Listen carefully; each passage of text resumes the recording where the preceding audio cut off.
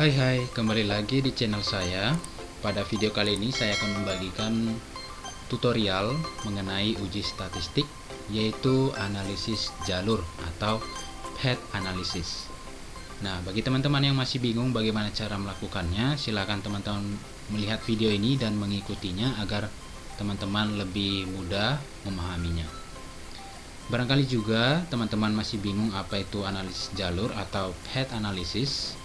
Sedikit saya jelaskan bahwasanya analisis jalur atau path analysis merupakan suatu teknik analisis statistika yang dikembangkan dari analisis regresi berganda.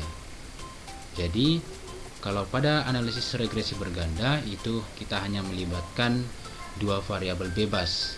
Namun pada analisis jalur kita akan menjumpai lebih dari dua variabel bebas. Nah, pada tutorial yang akan saya bagikan ini kepada teman-teman, saya sudah menyediakan datanya yang akan kita olah bagaimana terkait tentang analisis jalur itu sendiri. Nah, di sini datanya sudah saya sediakan.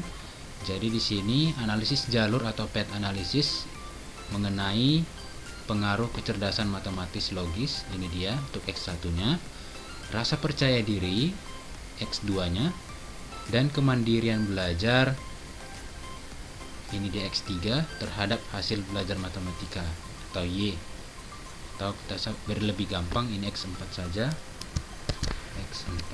Oke, itu ya.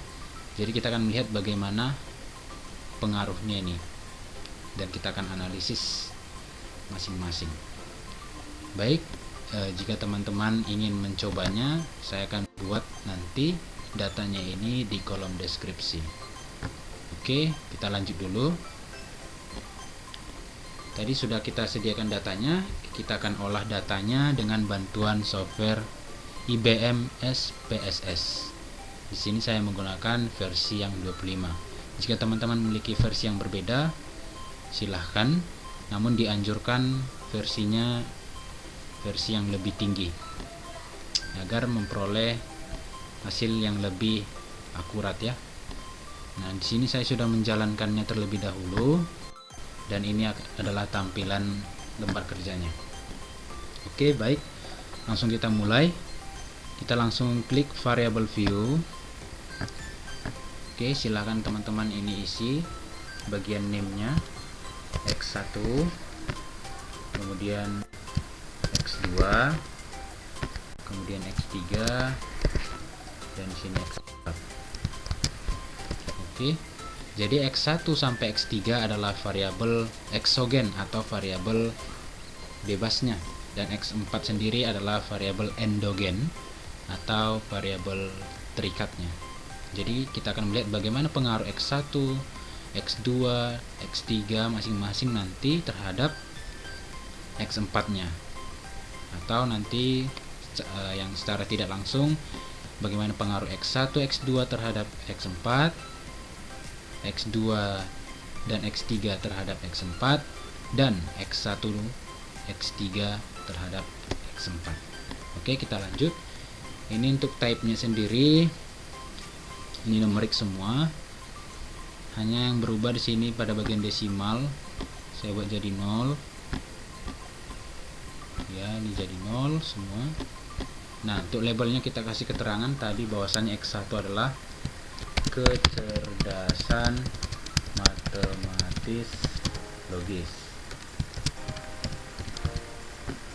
kemudian rasa percaya diri, kemudian kemandirian belajar,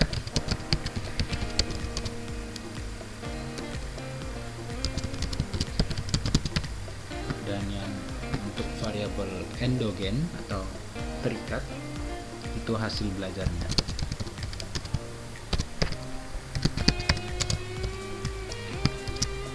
Oke. Pada measures ini kita ubah jadi scale semua. Oke, silakan teman-teman lihat ulang dan diatur untuk pada variable view-nya. Jika sudah, kita lanjut ke data view. Nah, pada data view silakan teman-teman input datanya. Ya, saya di sini copy paste langsung. Saya ambil dari sini. Jadi saya copy paste semua.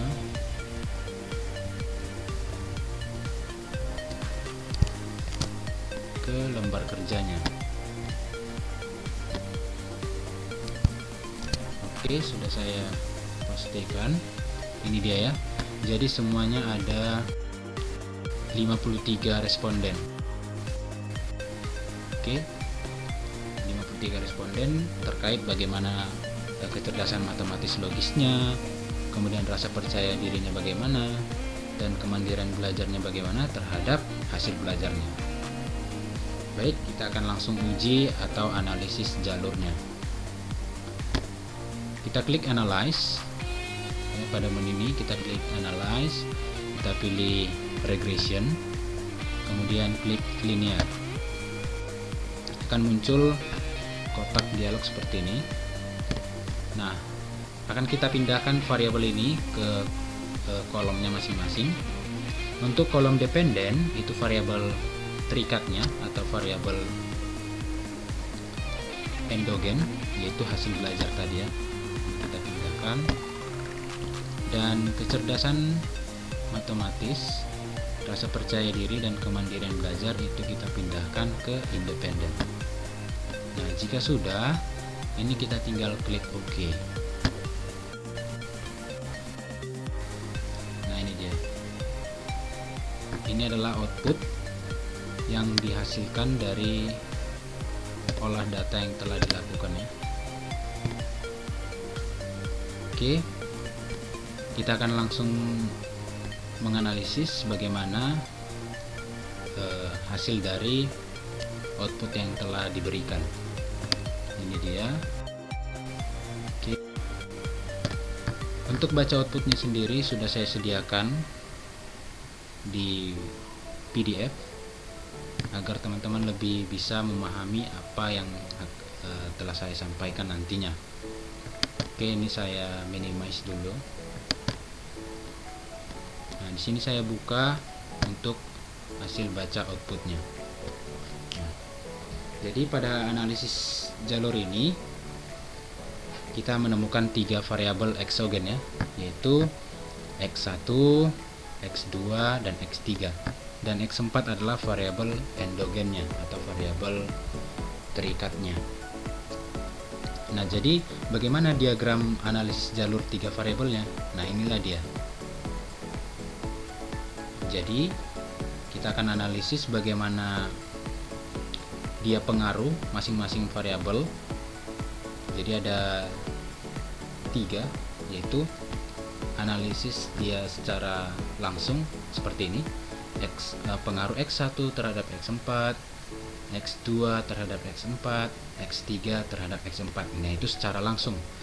Secara tidak langsung itu ada 3, yaitu X1 dan X2 terhadap X4. Jadi ini dia diagram alirnya. X1 dan X2 terhadap X4. Kemudian X2 dan X3 terhadap X4, dan yang terakhir adalah X1 dan X3 terhadap X4. Nah, ini dia ada sudah lebih mempersingkat. Ini R12, R13, R23, kemudian ada row 41, row 42, row 43, dan E. Nah, ini untuk E nya ini sendiri adalah errornya bagaimana. Nah, ini dia diagram analisis jalur 3 variabel eksogen terkait data yang kita buat tadi. Oke, langsung kita lanjut. Nah, berdasarkan hasil analisis pada tabel output, ini dia tabel yang diberikan ini ya, yang ditunjukkan dari hasil pengolahan data di SPSS, maka dapat dimaknai sebagai berikut. Yang pertama, analisis regresi ganda menunjukkan adanya hubungan linear yang signifikan dengan signifikansi atau alfa sama dengan 0,05 antara ketiga variabel bebas bersama terhadap variabel terikat dengan melihat tabel ANOVA. Kita lihat tabel ANOVA-nya. Ini dia tabel ANOVA. Oke. di mana angka pada kolom sigin, ini kolom sigin ya, pada kolom sigin menunjukkan angka 0,00 ya, pas ya, 0,00, yang artinya lebih kecil dari pada signifikansinya atau alfa sama dengan 0,05 ya kan, 0,00 lebih kecil dari 0,05. Dengan demikian, persamaan regresi tersebut dapat digunakan untuk melihat besaran peran atau kontribusi secara bersama ketiga variabel bebas, yaitu kecerdasan matematis, logis, rasa percaya diri, dan kemandirian belajar. Jadi artinya tadi yang kita lakukan tadi kan langsung ketiga variabelnya. Ketiga variabelnya langsung kita uji terhadap hasil belajarnya tadi, ya kan? Tadi kita sudah lakukan, maka inilah dia hasilnya. Selanjutnya kita beralih ke poin yang kedua. Besarnya nilai R² yang terdapat pada tabel model summary. Kita lihat tabel model summary-nya. Ini dia tabel model summary ya, adalah sebesar 0,527. Ini dia 0,527. Hal ini menunjukkan bahwa kontribusi X1, X2, dan X3 terhadap Y atau X4 ya, X4 ini salah penulisan, X4 adalah sebesar 52,7%. Ya kan? 0,527 itu sama dengan 52,7%. Nah, ini dia sekali lagi. Sedangkan 47,3% dibentuk oleh variabel lain yang tidak dimasukkan dalam model penelitian. Atau dalam artian 47,3% ini diperoleh dari 100% dikurang 52,7%. Nah, ini dipengaruhi oleh variabel lain yang tidak dimasukkan dalam model penelitian ini. Itu tadi ya, kita lihat bahwasanya tadi variabel entered atau variabel yang dimasukkan adalah kemandirian belajar, kecerdasan matematis, logis, rasa percaya diri, kan ada 3. Nah, yang variabel di luarnya tidak ada kan. Nah, itu dia maksudnya. Oke, kita lanjut ke poin yang ketiga, yaitu pengaruh masing-masing variabel bebas terhadap variabel terikat dapat dilihat pada tabel koefisien. Nah, kita lihat dari tabel koefisien. Ini dia. Dari tabel koefisien diketahui ketiga variabel bebas tersebut, ini ketiga variabel bebasnya, ini 1, 2, 3. Ternyata ketiga variabel berpengaruh terhadap hasil belajar matematika yang ditunjukkan dengan angka signifikan 0,07. Kita lihat signifikannya. Untuk kecerdasan matematis logis ya, benar ya, 0,07 itu lebih kecil dari 0,05 ya kan, lebih kecil dari 0,05. Selanjutnya untuk variabel kecerdasan matematis logis, itulah dia tadi, ini dia 0,07 lebih kecil daripada 0,05 untuk variabel kecerdasan matematis logis. Selanjutnya yang 0,05 lebih kecil daripada 0,05 juga. Maaf, ini 0,005 itu lebih kecil dari 0,05 untuk variabel rasa percaya diri, ya kan? Dan variabel kemandirian belajar, ini kemandirian belajar itu 0,03 juga lebih kecil dari 0,05, ya kan? Oke, kita lanjut. Nah, ini dia. Kita lanjut pada hasil analisis jalur 3 variabel eksogennya. Nah, untuk X1 terhadap X4 itu betanya sebesar 0,298. Bisa kita lihat dari sini tabel koefisiennya.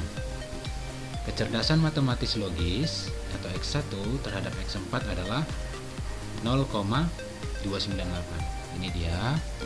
Terus untuk X2 terhadap X4 0,322, yaitu rasa percaya diri terhadap hasil belajarnya itu itu sebesar 0,322. Untuk X3 terhadap X4 atau kemandirian belajar terhadap hasil belajar itu sebesar 0,348. Nah, lantas bagaimana yang untuk X1 terhadap X2 itu sebesar 0,347 dari mana, 0,429 juga dari mana, dan 0,374 dari mana? Kita lihat dari tabel koefisiennya, namun kita uji kembali. Bagaimana caranya? Kita klik analyze, kemudian correlate, klik bivariate. Nah, ini kita pindahkan semua ke kolom variabel.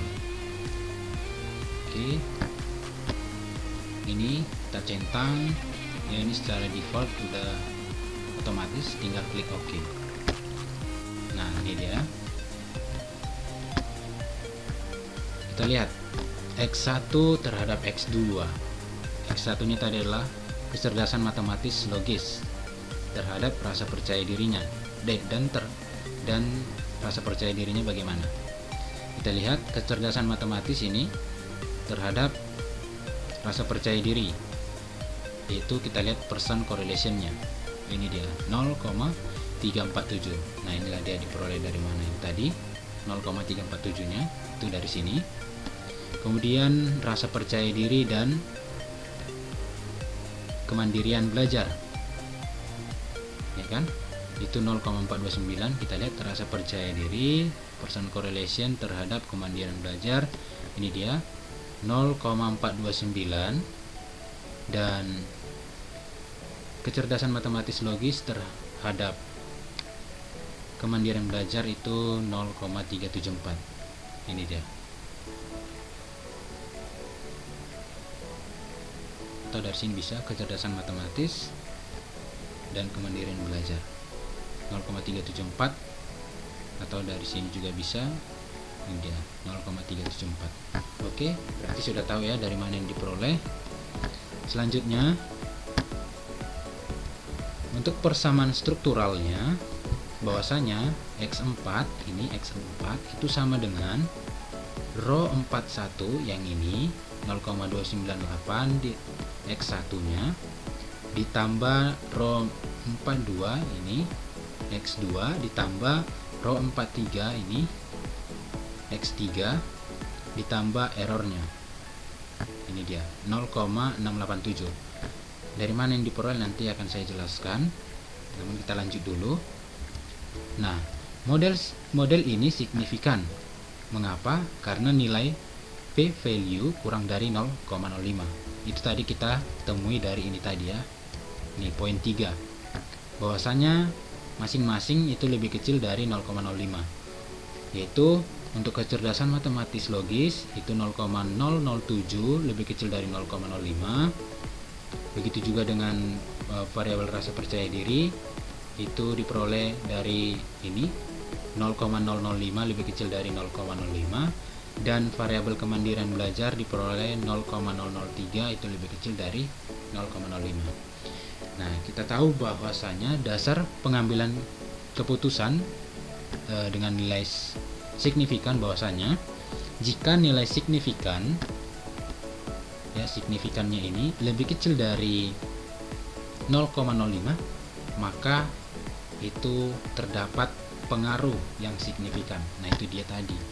Makanya di sini model ini signifikan karena dia lebih kurang dari 0,05. Nah, selanjutnya kita akan lihat bagaimana koefisien jalurnya. Untuk row 41 sama dengan 0,298. Ini tadi. Ya, ini teman-teman perhatikan. Karena p-value sama dengan 0,007 kecil 0,05, koefisien jalur ini signifikan. Itu ya, sekali lagi ya. Dari analisis diperoleh nilai signifikansi X1 sebesar 0,07 lebih kecil 0,05. Sehingga dapat disimpulkan bahwa secara langsung terdapat pengaruh. Ya, terdapat pengaruh karena lebih kecil. Kalau lebih besar dia tidak terdapat. Karena lebih kecil terdapat pengaruh signifikan X1 terhadap Y. Artinya X1 itu berpengaruh terhadap Y atau X4. Ini X4 ya sebenarnya. Terhadap hasil belajar, yaitu kecerdasan matematis logis itu berpengaruh terhadap hasil belajar matematikanya. Oke, selanjutnya untuk yang P42 sama dengan 0,322, yaitu karena P value sama dengan 0,005 lebih kecil dari 0,05, koefisien jalur ini signifikan. Ya, dari analisis sekali lagi kita lihat. Ini dari analisisnya nih, ya. Itu diperoleh tadi 0,005. Ini dia. Lebih kecil dari 0,05. Sehingga dapat disimpulkan bahwa secara langsung terdapat pengaruh signifikan X2 terhadap Y. Sama juga ya, terdapat pengaruh. Artinya X2 ini tadi apa? Rasa percaya diri itu berpengaruh terhadap hasil belajar atau X4. Ini salah penulisan sekali lagi ya. X4. Oke, kita lanjut.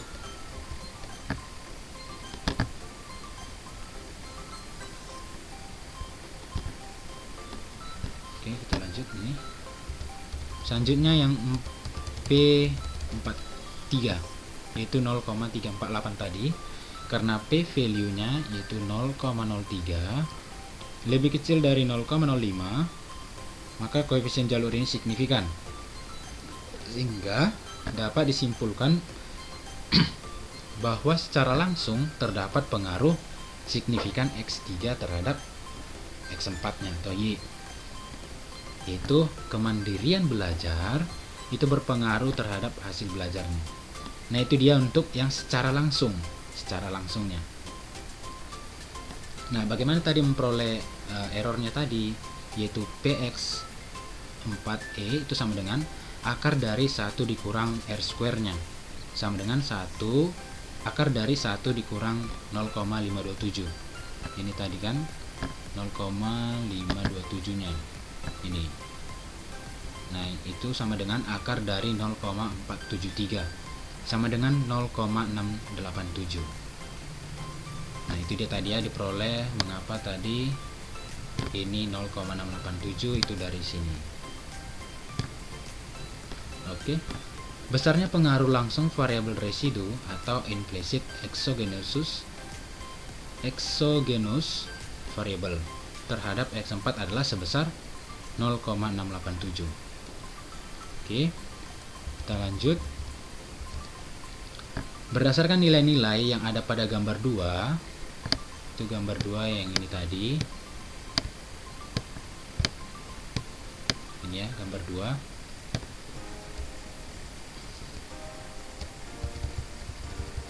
Diketahui bahwa besar koefisien lintas dari rasa percaya diri terhadap hasil belajar matematika sebesar 0,322 dengan arah positif. Artinya, semakin meningkat rasa percaya diri siswa, maka akan membuat hasil belajar matematika siswa meningkat. Itu dia ya untuk pemaknaannya. Selanjutnya, besar pengaruh rasa percaya diri secara langsung terhadap hasil belajar matematika itu sebesar 0,322 dikuadratkan sama dengan 0,1036 atau 10,36%. Jadi, berdasarkan hasil penelitian, diketahui bahwa 10,36% peningkatan yang terjadi pada hasil belajar matematika siswa secara langsung disebabkan oleh adanya peningkatan pada rasa percaya diri. Sementara secara tidak langsung, pengaruh rasa percaya diri terhadap hasil belajar matematika karena hubungannya dengan kecerdasan matematis logis dan kemandirian belajar itu sebesar 0,322 dikali 0,347 dikali 0,298 ditambah 0,322 dikali 0,429 ditambah 0,348 itu sama dengan 0,0812 atau dalam bentuk persennya yaitu 8,12%. Jadi secara total pengaruh rasa percaya diri terhadap hasil belajar matematika itu sebesar 18,48%. Oke, itu dia ya. Kita lanjut. Selanjutnya, berdasarkan nilai-nilai yang ada pada gambar 2 juga diketahui bahwa besar koefisien lintas dari kemandirian belajar terhadap hasil belajar matematika sebesar 0,348 dengan arah positif juga karena nilainya positif. Artinya, semakin meningkat kemandirian belajar siswa, maka akan membuat hasil belajar matematika siswa meningkat. Besar pengaruh kemandirian belajar secara langsung terhadap hasil belajar matematika sebesar ini 0,348 dikuadratkan sama dengan 0,1211 atau 12,11%.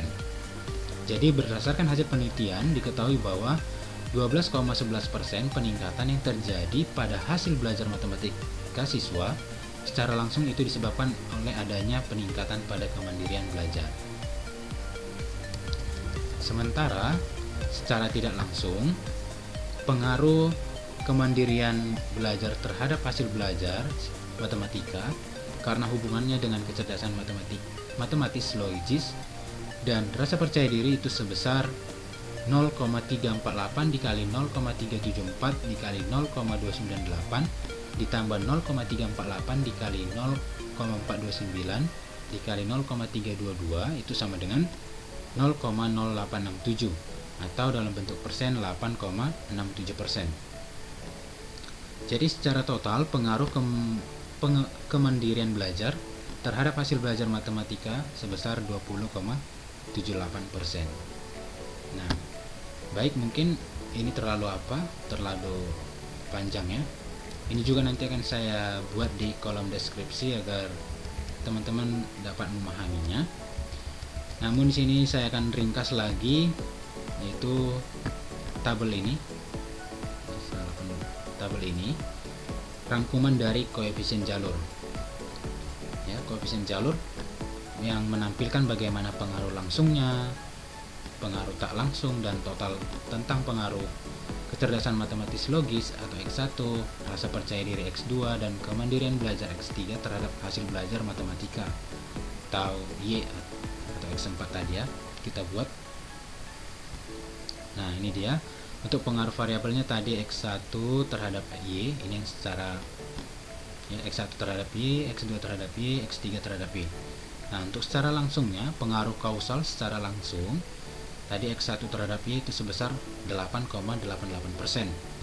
X2 terhadap Y pengaruh kausal secara langsung itu 10,36%, dan X3 terhadap Y ya pengaruh kausal secara langsung itu 12,11%. Nah, untuk yang tak langsungnya yaitu X1 melalui X1 tidak ada ya, melainkan X1 melalui X2 kemudian terhadap Y itu sebesar 3,32%. Kemudian X2 melalui X1 terhadap Y itu 3,32%, dan X3 melalui X1 itu 3,87%. Ini dia ya, teman-teman bisa melihatnya. Oke, ini juga nanti ya bisa teman-teman lihat pada kolom deskripsi akan saya cantumkan. Jadi adapun formulasi persamaan hasil belajar matematika adalah sebagai berikut. Hasil belajar matematika itu sama dengan ya, hasil belajar matematika sama dengan 0,298 ya, ini tadi yang P41 nya dikali kecerdasan matematis logis ditambah 0,322 dikali rasa percaya diri ditambah 0,348 dikali kemandirian belajar ditambah 0,687 dengan R square-nya atau R kuadrat sama dengan 0,527. Nah, hal ini memberikan arti bahwa hasil belajar matematika dapat dijelaskan oleh kecerdasan matematis logis, rasa percaya diri, dan kemandirian belajar itu sebesar 5,27%. Berdasarkan hasil perhitungan, terlihat besarnya pengaruh masing-masing peubah laten eksogen, yaitu kecerdasan matematis logis, rasa percaya diri, dan kemandirian belajar terhadap peubah laten endogen, yaitu hasil belajar matematika. Kemandirian belajar memberikan pengaruh yang paling besar daripada pengaruh kecerdasan matematis logis. dan rasa percaya diri. Hal ini mungkin disebabkan karena rendahnya kemandirian belajar yang diperoleh siswa. Sedangkan kecerdasan matematis logis memberikan pengaruh terkecil terhadap hasil belajar matematika. Itu dia. Oke, silakan teman-teman stop videonya agar bisa dipahami ulang. Sekali lagi ini saya akan cantumkan di kolom deskripsi agar teman-teman bisa melihatnya dan memahami ulang. Mungkin tadi masih belum mengerti, silakan teman-teman lihat. Oke, baik teman-teman, sekian dulu untuk pemaparan tutorial tentang analisis jalur atau path analysis. Mohon maaf untuk kekurangannya, namun semoga apa yang telah saya tutorialkan tadi teman-teman bisa mengerti. Oke, sampai jumpa. Salam semangat.